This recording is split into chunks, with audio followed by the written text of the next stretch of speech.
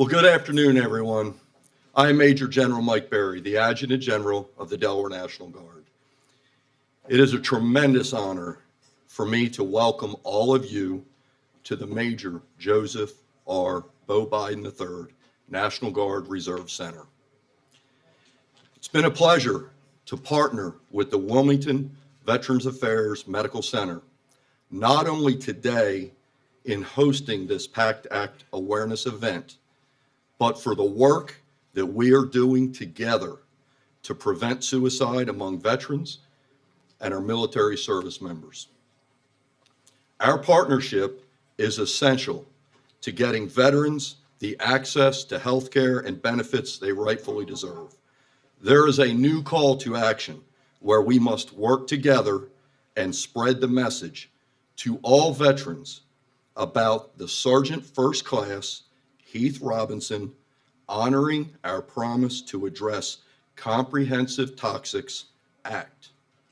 As members of our military are deployed throughout the world in support of our nation, laws such as this are critical in the continuum of care that we are expected to provide on their behalf. It gives me great pleasure to introduce the Honorable Dennis McDonough. Before coming to the VA, he served as the 26th White House Chief of Staff and as Principal Deputy National Security Advisor. He believes deeply, as he testified to Congress, that there is no more sacred obligation nor noble undertaking than to uphold our promises to our veterans, whether they came home decades ago or days ago. Please join me in welcoming the 11th Secretary of Veterans Affairs, Dennis McDonough.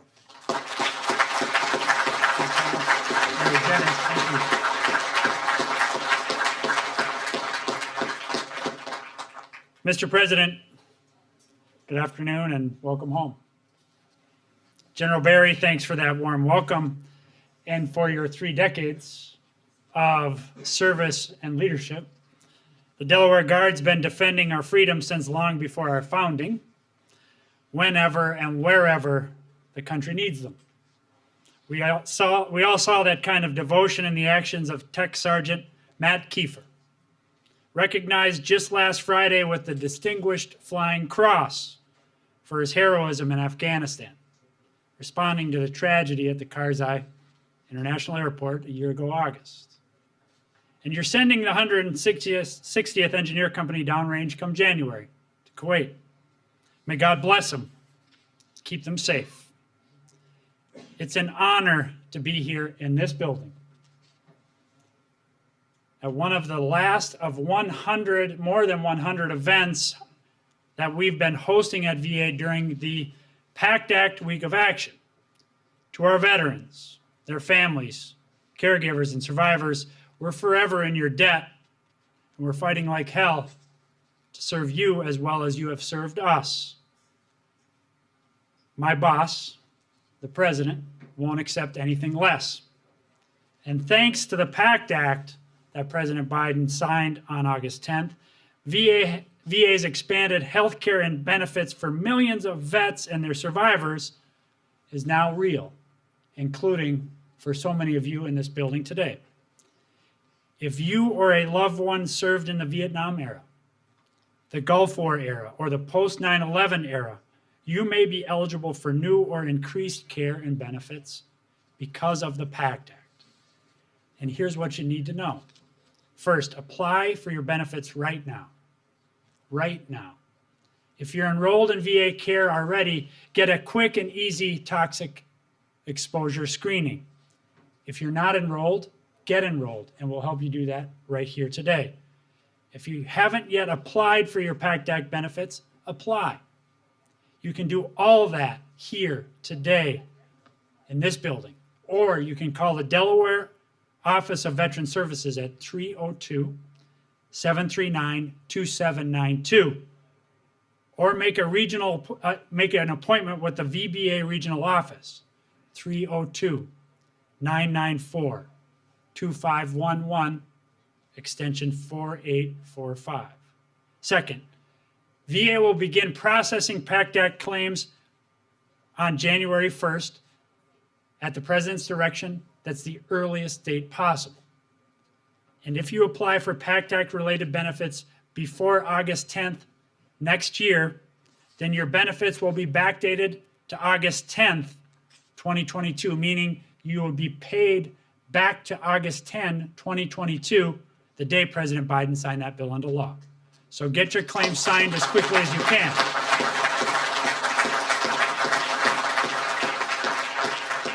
Third, I know, because I've heard, that some vets are worried that applying for PACT Act benefits will impact their current benefits. The truth is the following. With the PACT Act, you are 32 times more likely to have your benefits increase than decrease. So please file your claims. Fourth, there's some people out there who fear that they need a lawyer or they need to pay somebody to apply for your VA benefits. We don't tolerate that. President Biden will not tolerate that. Applying for your PACT Act benefits is free, it's easy, and by working directly with VA or with a Delaware State Veteran Service Organization or your county veteran service officer, you can get exactly what you need. Fifth, to learn more about the PACT Act, apply anytime at va.gov/PACT or call us at 1-800-MY-VA-411.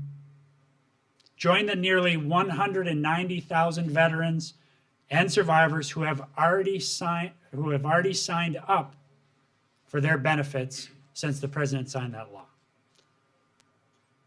Whenever somebody signs up to serve our country in the military, we have what the president calls a sacred obligation to them and their families. We make them a promise. If you fight for us, we'll fight for you. If you take care of us, we'll take care of you. If you serve us, we'll serve you when you come home. Our nation as a whole makes that promise, but it's our mission here in Delaware and across the country to keep that promise to all veterans, their families, their caregivers, and survivors. The PACT Act will help us keep that promise, and President Biden is leading the way in keeping that promise.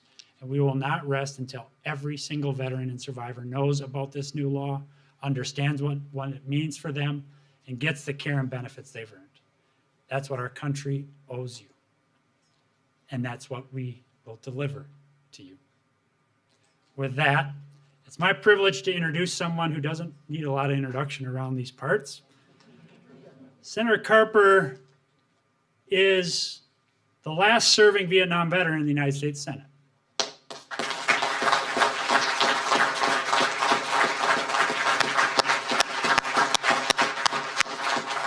He's given more than 40 years of devoted service and strong leadership to improving veterans' health care and services here in Delaware and across the country. Please join me in welcoming 23-year veteran of the United States Navy and Naval Reserves, Captain and Senator Tom Carper.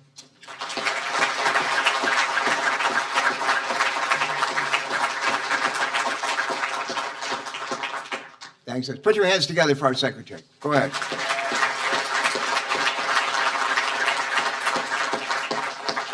Dennis, it's great to welcome you back to Delaware. Thank you so much for your leadership and for all you're doing. And I just want to say to the president, you could have picked a better guy or gal for this job. So thank you. Thank you for that. Chris and I got to vote for it, got to confirm him. Easiest nomination vote we had all year. Easiest one. Well, I'm delighted to be here with our Commander-in-Chief of the state of Delaware, John Carney. And go ahead.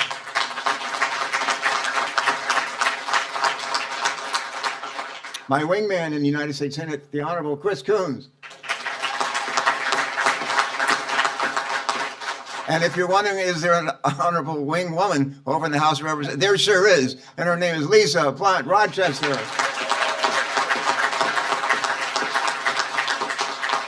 Joe Barry, always great to be with you. His commander-in-chief is not the governor of Delaware, it's his wife, who's also a general up in Connecticut for the National Guard. Great to be with you, General Barry. And we're especially pleased to be able to welcome home Especially pleased to be able to welcome home our friend, the President of the United States, Delaware's own Joe Biden. Woo!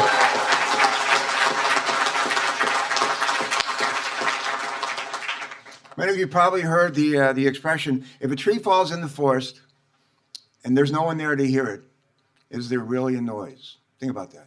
If a tree falls in the forest, there's no one there to hear it, is there really a noise? A similar question could be asked here today. The bill is enacted that provides life-saving new health benefits for veterans, but none of them know that it exists. Do veterans and their families really benefit? To reiterate some of what Secretary McDonough has just laid out, and I thought you did a great job, just crisp, right to the point. This new law and these new benefits will only be game changers. Will only be game changers if we, working together, get the word out about the PACT Act from sea to shining sea to our veterans, to their families here in Delaware and across the nation, and sign up for health care benefits that they've earned through their service. That's the key. The PACT Act, which Senator Coons and I, Congresswoman Blunt Rochester, and I were proud to support earlier this year, along with bipartisan majority of our colleagues in the House and the Senate, will expand access to VA healthcare for upwards of, listen to this, 3.5 million post 9/11 veterans, many of whom were exposed to toxic burn pits in Iraq and Afghanistan and other conflict zones around the world. To put it bluntly, this bill is going to save lives, a lot of them. I've often heard our president say, and I'm sure our congressional delegation has as well, all politics is personal, and he adds to that all diplomacy is personal. For him and for me, the issues before us today are deeply personal ones. My father and most of my uncles served in uniform in World War II. One of them also served in Korea. My grandmother was a Gold Star mother. My mom's youngest brother, Bob Kid Patton, was killed in action at the age of 19 on October 26, 1944, in a kamikaze attack in the Western Pacific on his aircraft carrier, the USS Swanee. His body was never recovered. If you ever come to my office at 513 Hart, you walk into my personal office, there's a huge picture of him on the wall in his Navy dress blues. He just made he's a third-class petty officer. He just made third class. Great picture of him. And I'm reminded of him every day I walk into my office when I see his smiling face of his sacrifice and the sacrifice, really, of my grandparents.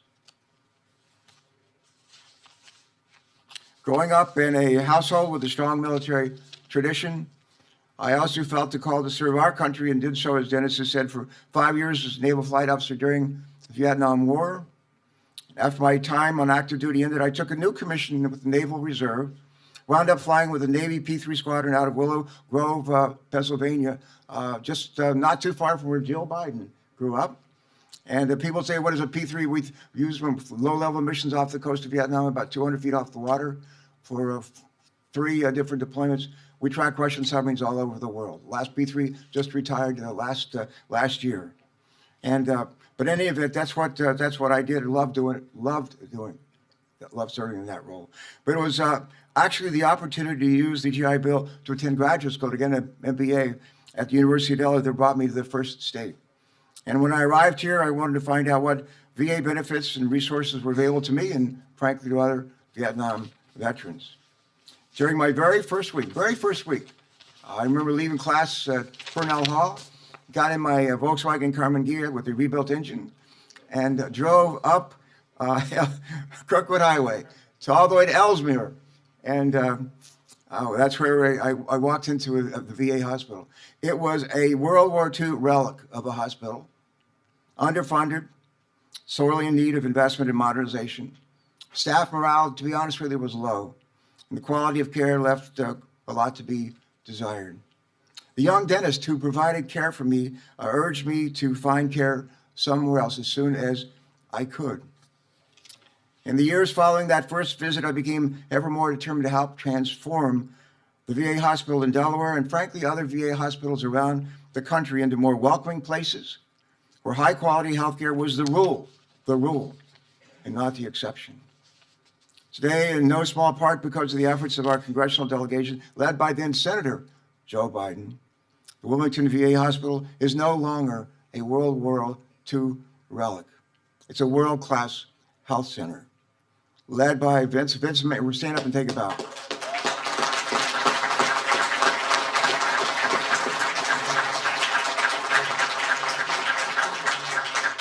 Surrounded by a highly trained staff who come to work every day anxious to help our veterans and their families receive the care that they have earned and that they deserve. Community-based outpatient clinics in central and southern Delaware now serve hundreds of veterans every week. And earlier this year, a veterans home in Milford, Delaware, began offering dental care to the veterans who live there and some other veterans who live in the surrounding area. This issue of access to quality health care for our veterans is personal for our presidents, it's personal for our First Lady, and it's deeply personal for me as well. Many of those from our generation who served in the Vietnam War were exposed to Agent Orange and ultimately became ill. 2 decades later, Congress, with the strong support of our congressional delegation led by then Senator Joe Biden, passed the Agent Orange Act to provide care for the hundreds of thousands of Vietnam veterans who were exposed to that toxic herbicide in Southeast Asia. I believe that many of us would agree that it took too long, far too long, for that bill to be enacted. But finally, Congress did the right thing. And Congress has done the right thing again this time as well for post-9/11 generation of veterans with the enactment of the PACT Act. I'm going to be really blunt with you. That would not have happened without President Biden's leadership and his clarion call earlier this year in State of the Union for Congress to care for those who have borne the battle and suffered because of their exposure to toxic burn pit. His leadership was the key.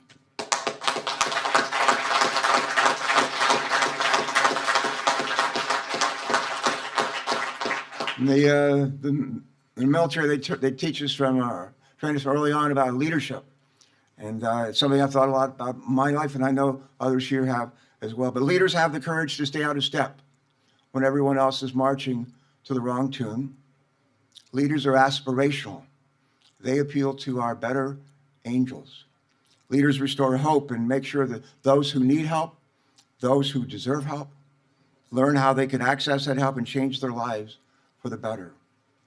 And with that, I'm honored to introduce to all of you a purveyor of hope. Think of that, a purveyor of hope, a leader for our country, a Delawarean who obviously needs no introduction. He's the 46th President of the United States. He's our friend. He's our friend. And his name is Joe Biden.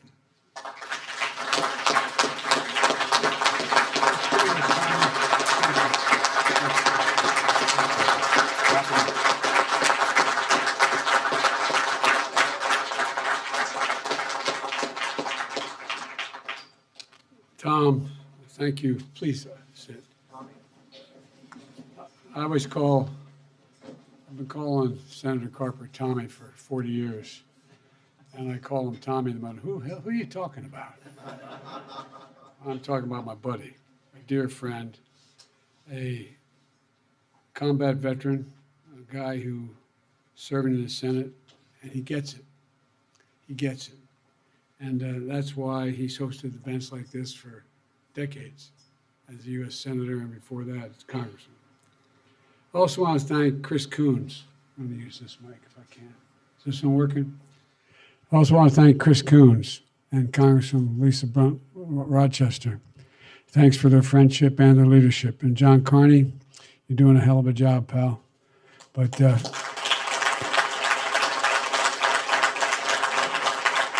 I've only one regret. He used to work for me. He left and became governor. What the hell? I mean.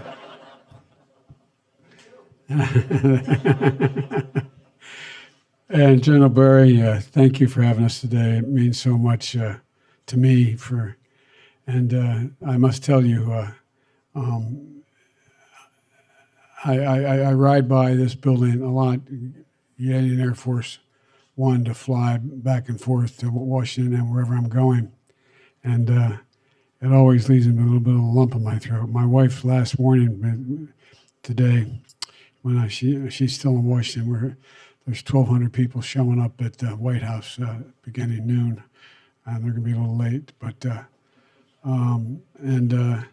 she said, "Joe, don't get emotional." Not that I ever get emotional, but it means so much to me, and it meant so much to Bo. Frank Vavel is Bo's Adjutant General and a great friend, and I want to thank General Vavel as well. And what I want to do, there's a guy here that flew 25 missions. 25 missions in World War II over Germany. First lieutenant, young guy, 102 years old. Ray, and guess what? He lives in Ellesmere.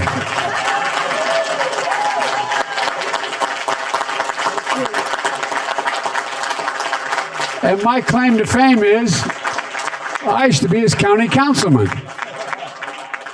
Ray, thanks for being here, pal. You're the best. You're the best. Thank you.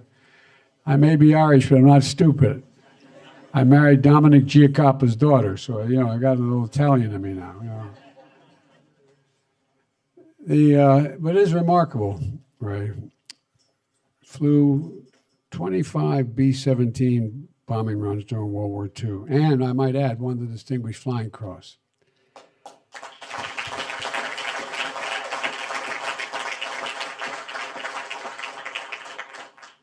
Ray, you were part of the was referred to as the greatest generation. But there's no generation in American history more than this present and recently past generation that have been deployed more, have given more than the generation represented by the people we're going to be looking at and honoring today. Nobody has been in a situation where they show up for their one deployment, then 2 and 3 and 4, and sometimes 5 and 6. One of the last times I flew into Iraq, I went up in the cockpit, and they fire me with what's called a silver bullet. When they fire the president, and there's a special container in the plane they stick you in. And I went up with a group, and I was telling this to Bo's father-in-law and my grade school friend, who's sitting right there. And he's taping it all, but he's going to use it against me here. Ronnie Olivier. But, and I said, how many is this your first deployment? Nobody raised their hand. And the crew was in there as well, the flight crew. And I said, how many second deployment? Nobody raised their hand. Third, 3. Fourth, 2. Fifth, 4. Doesn't happen very often. And these kids keep getting back up. 1%. 1% of them defends 99% of us. 1%. And I think that doesn't take a single thing away from the World War II veterans generation, but I want to tell you, it doesn't go noticed enough. How many of you who fought in Iraq and Afghanistan and all through these last wars we've had, how many of you mothers and wives and sons and daughters sat at that empty empty chair at the birthday party? And the difference is, a lot of you, my generation, on December 7th, that we celebrated the bravery of all those who showed up. On the Finnegan side of the family, 4 brothers, every single one volunteered the very next day on Monday to join. My uncle, Frank Biden, joined. My father was working in the shipyards. The fact of the matter is that, it wasn't a second thought. They just showed up. And there's a generation represented by you, Ray, that doesn't look for accolades. My dad, when I got elected vice president, he said, Joey, Uncle Frank fought in the Battle of the Bulge. He was not feeling very well now, not because of the Battle of the Bulge, but he said, and he won the Purple Heart. And he never received it. He never got it. Do you think you could help him get it? We'll surprise him. So I got him the Purple Heart. He had won it in the Battle of the Bulge. And I remember he came over to the house, and I came out, and he said, present it to him. Okay, we had the family there. I said, Uncle Frank, you won this, and I went to peace. He said, I don't want the damn thing. No, I'm serious. He said, I don't want it. I said, what's the matter, Uncle Frank? You earned it. He said, yeah, but the others died. The others died. I lived. I don't want it. So it's like a generation, this generation, in Vietnam, in Iraq. I was up on one of the points, and they asked the CO asked me if I would pin on a silver star, because a young man on one of these points had one of his colleagues shot, fell down about, I guess, equivalent. I was out there at the point. And it was, I guess, about 150 feet, not straight down, but a hill. And this young man climbed down the hill, put a guy on his shoulder and brought him back up, and was shot at on the way up. And he got there, and I went to present it to him too, and he said, I don't want it. I don't want it. He died. He died. You understand what I'm talking about, don't you? It's real. So these are women and men who are enormously consequential to not only the physical safety of this country, but the character of America. It's who we are. It's who we are. You're the blood, bone, sinew. You're the backbone of America. And you know, my colleagues have heard me say this for a long, long time. We have a lot of obligations as Americans. We only have one sacred obligation. Obligations of the old and the young to educate, to take care, but only one sacred obligation. Let's prepare those we send to war and care for them and their families when they come home from war. And I mean that, and I know my colleagues, we mean that from the bottom of our heart. Reason I call Dennis, who's one of the most qualified people I've ever worked with in Washington, and to ask him to head up the VA nationally, is that I was like all of you in the VA variant, get a phone call. My husband, my son, my daughter is really in trouble. She got to come in, got to see her. Well, she'll be able to come in 10 days, 2 weeks. More people have died from suicide than any other cause in the last 3-5 years. So I called Dennis and said, can we fix this, pal? That was the start. We increased the federal budget larger than it's ever been increased 2 years in a row for the VA because we owe it.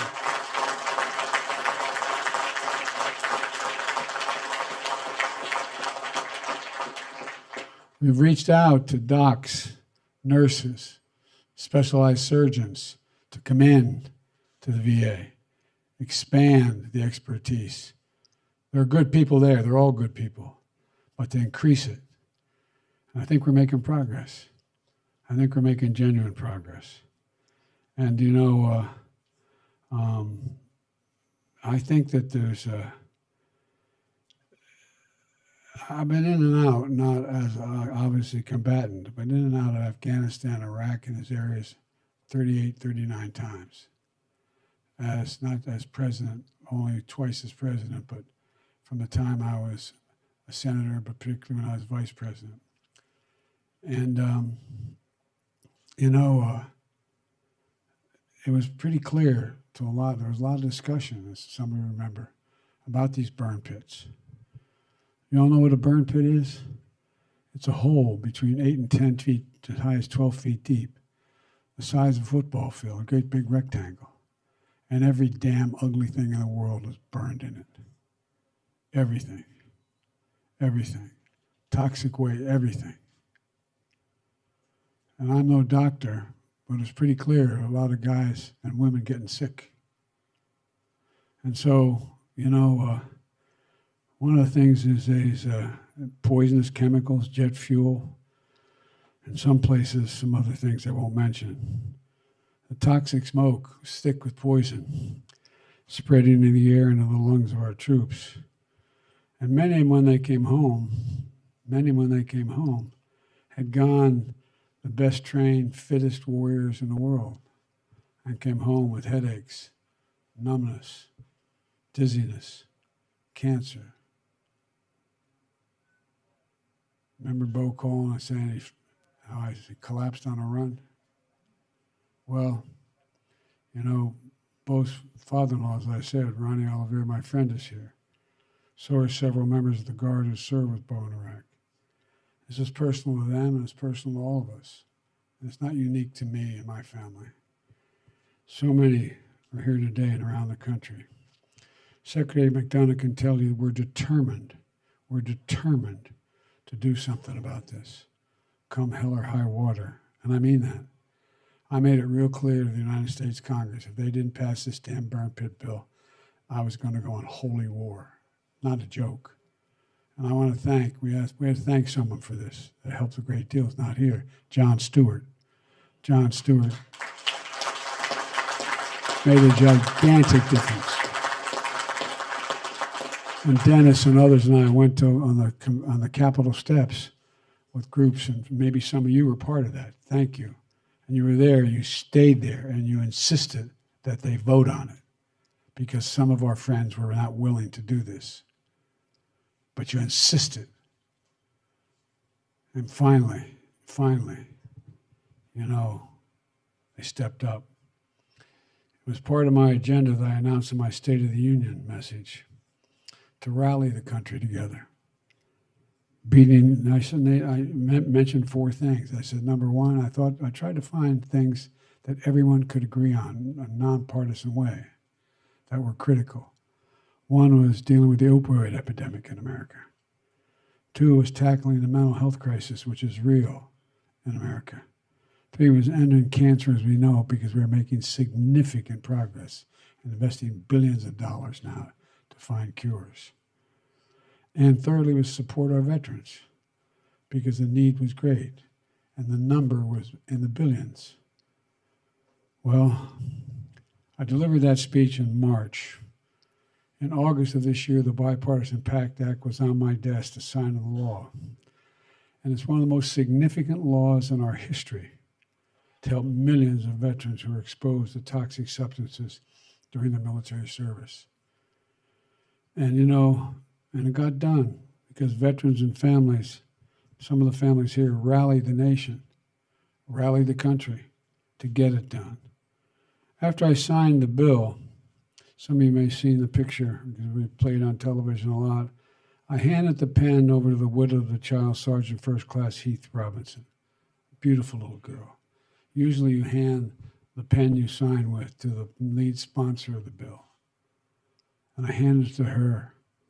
And she held it and looked and she gave me a kiss and said, "Thank you for my daddy. Thank you." Ladies and gentlemen, this is, that family suffered a great loss, but turned their pain into purpose so other families wouldn't have to experience the same thing. And that's courage. That's character, in my view. And that's who we are.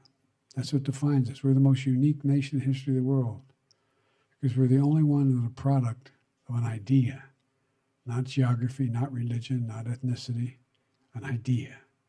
We, the people, hold these truths to be self-evident, that all men and women, we've never fully lived up to it, we've never walked away from it. And the people who's protected are the most are you people sitting in front of me. You know, we learned a horrible lesson after Vietnam, how the harmful effects of Agent Orange. And a new generation understandably doesn't focus on that very much. But you know the biggest problem with Agent Orange? It dropped on a hell of a lot of people's heads. They got all kinds of illnesses, but they couldn't prove it. You had to be able to prove it. You had to have the scientific background to be able to dig in and prove it. Well, because of Tommy and because of others that we're serving with at the time, we insisted that all you have to do is prove you were impacted by it, landed on your head, figuratively. No, I'm serious. Nothing else to prove. Nothing else to prove. Because why should the burden be on the victim to demonstrate the problems they've suffered since then are because of that Agent Orange when other people weren't suffering those things? So, folks, that's why you heard me say earlier that, you know, when Tom and I supported the Agent Orange Act, that was hard to believe, Tommy. That's 1991. You're getting old, man. I don't know. Supporting veterans exposed to harmful substances like we saw in Vietnam. Now the PACT Act brings us one closer to fulfilling that sacred obligation. It empowers the VA to move more quickly to determine if a veteran qualifies for the benefits of the law. And the benefits are real. They're real benefits, like exposure screenings. If you came back and you and not in a bag, but in walking, you came back, you're exposed, you get the screening. It means new facilities, new research, more healthcare workers at VA hospitals. And for families who suffer the element loss, it means potential access to life insurance, tuition benefits, home loan assistance, monthly stipends. And it's real. It's not small. It's what we should be doing. It says that, for example, if you're a spouse of a surviving veteran who died, a veteran who died from a toxic illness with 2 children, you could be eligible for $2,000 a month to help with those children. We'll never make up for the price, the piece of the soul you lost, but it is important, those kids. I was talking to someone a little bit earlier without naming them, and, you know, there's tuition benefits. If, in fact, you go to a state university, your child, the child of someone who's died, then you get free state tuition. If you go to a private university, you get up to $26,000 a year. It matters. You qualify for VA home loans. And just the bottom line is, you all know it, many of you know it, many of you are victims of it. When you lose one of the breadwinners, it leaves a gigantic hole. And when that hole is left because they served all of us, they deserve to have it filled or try to fill it. So passing the PACT Act was the first step of making sure that we leave no one behind. We also need to pass the bipartisan government funding bill so we can deliver on the law's promise. There's a little bit of anyway, you've heard in the press. I wanted to come here today, but I got to go back quickly today to sign a few pieces of legislation. But during this PACT Act week of action, to spread the word that every veteran or surviving family member knows how access to these benefits are made possible. The law, and because of these conditions, have already taken such a toll on so many veterans. I have directed the Department of Veterans Affairs to treat all 23 of the presumptive conditions in this law as applicable immediately. I'm urging all veterans of these decades of war to enroll in the VA health care to get screening for toxic exposure and to promptly file your claim. And for those who may be watching at home because the press is here, visit va.gov/PACT, P-A-C-T, va.gov/PACT, P-A-C-T.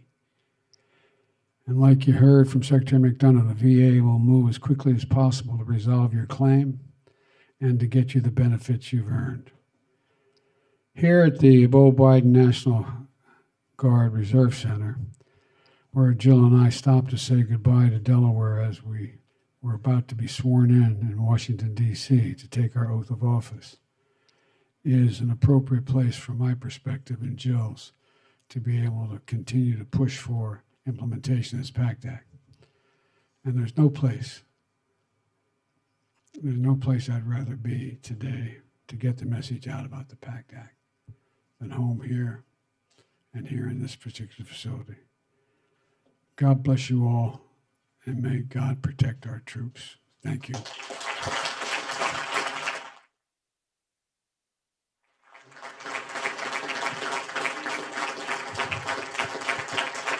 Thank you. And if you hear a plane flying over this facility, it's me and Air Force One. I've got to go down. I've got to sign the first piece of legislation that just got passed. I'm supposed to do that about 2 o'clock. And anybody who wants to come to Washington, me, jump on. We're good. Okay. Thank you, thank you, thank you. Thank all of you. Appreciate it. Thank you.